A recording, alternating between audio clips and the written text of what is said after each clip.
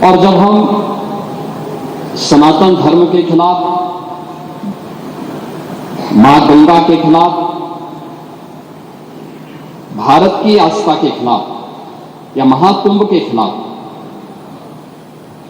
कोई भी अनर्गल प्रलाप करते हैं, कोई झूठा वीडियो दिखाते हैं, तो इन 56 करोड़ लोगों की आस्था के साथ एक खिलवाड़ है, भारत की सनातन आस्था के साथ खिलवाड़ है। और मैं विनम्रता से कहूंगा, ये आयोजन किसी पार्टी विशेष का नहीं था, किसी सरकार का नहीं था। मैं तो बार बार इस बात को कहता रहा हूं कि आयोजन समाज का है, सरकार पीछे है। सरकार सहयोग के लिए, अपने उत्तरदायित्वों का निर्वहन करने के लिए एक सेवक के रूप में हम लोग वहां पर हैं, और एक सेवक के रूप में अपने उत्तरदायित्वों का निर्वहन करने की हमारी जिम्मेदारी है। और उस निर्वहन के लिए हम लोग तत्परता के साथ अपनी जिम्मेदारियों का निर्वहन करेंगे, क्योंकि हमें अपनी जिम्मेदारियों का एहसास है। हमें भारत की सनातन परंपराओं के प्रति अगाध श्रद्धा का भाव है, और उन श्रद्धाओं को सम्मान देना वो हमारा दायित्व है। और ये हमारा सौभाग्य है कि सदी के इस महाकुंभ के साथ हमारी सरकार को जुड़ने का अवसर प्राप्त हुआ, और आयोजन के प्रति तमाम अफवाहों, तमाम प्रकार का दुष्प्रचार को दरकिनार करते हुए देश और दुनिया ने इस पूरे आयोजन के साथ सहभागी बनकर के इसे सफलता की एक नई ऊंचाई तक पहुंचाया है, इसे सफलता की एक नई ऊंचाई तक पहुंचाया है।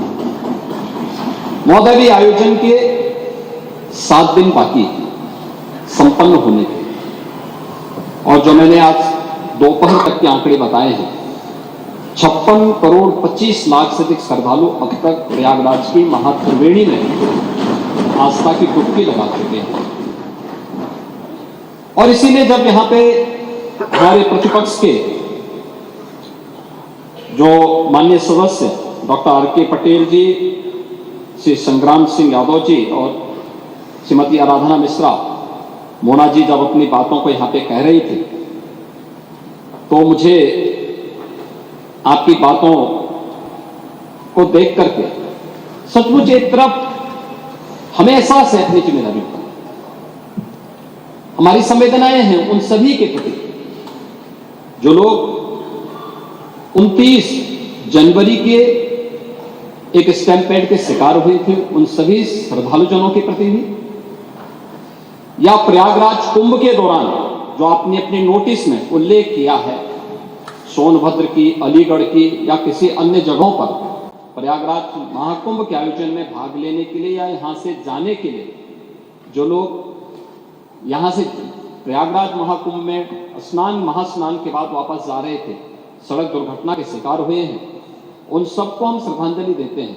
हमारी संवेदना उन परिवारजनों के प्रति है, सरकार उनके साथ खड़ी है, हर संभव सरकार उनको मदद भी करेगी, लेकिन इस पे राजनीति करना कितना उचित है, प्रश्न यही है।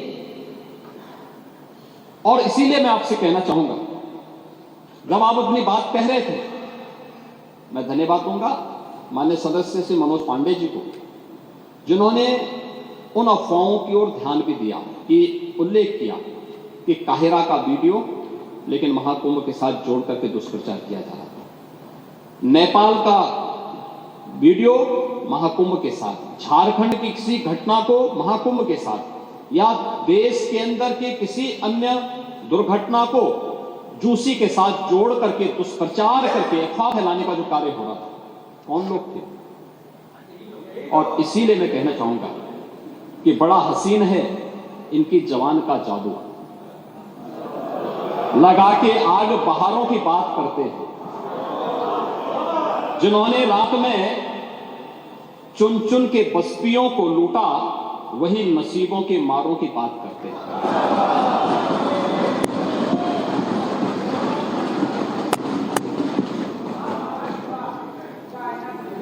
महोदय, ये उर्दू नहीं है, ये सब हिंदी।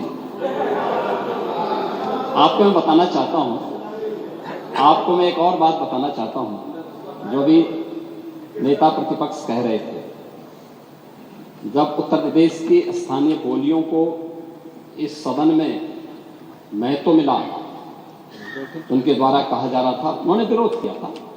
ठीक उनकी सोच है, ये समाजवादी संस्कार भी है कि हर अच्छे कार्य का विरोध करना है, हर अच्छे कार्य का विरोध करना है। उन्होंने कहा कि हिंदी इस सदन की भाषा है, तो हिंदी को तो हटाया नहीं। इस सदस्यों को एक छूट दी गई है कि किसी भी इन बोलियों में बोल सकता है, हिंदी में ट्रांसलेट की उसकी सुविधा मिलेगी। ये सुविधा है, थोपा नहीं गया है। दूसरा, भोजपुरी हो, अवधी हो, बुंदेली हो या ब्रज हो, पांडे जी इनकी लिपि भी देवनागरी है, कोई दूसरी लिपि नहीं है। संविधान के द्वारा घोषित जो व्यवस्था है उसी के दायरे में सारा कार्य हुआ है। आप जैसे उम्रदराज व्यक्ति को तो इसका स्वागत करना चाहिए, इसका स्वागत करना चाहिए। ओह, मैं इसीलिए कह रहा हूं, देवनागरी ही लिपि है और उसी दायरे में सारा कार्य हुआ है। और इसीलिए मैं आपके संज्ञान में लाना चाहूंगा कि ये जो कार्य है, इस कार्य के साथ हमें उसी सकारात्मक भाव के साथ जुड़ना चाहिए।